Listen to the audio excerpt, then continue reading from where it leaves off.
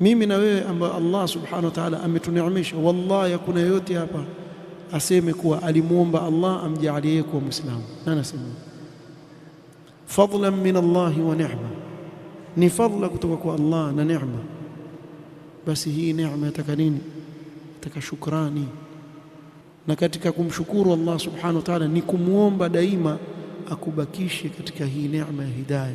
Na ndio maana Allah akatuamrisha sisi katika kila swala tunaoiswali, kila rak'a tunaoiswali, tusema nini? Ihdina as-siratal mustaqim. Hivi Muislamu hajaongozwa katika njia iliyonyoka?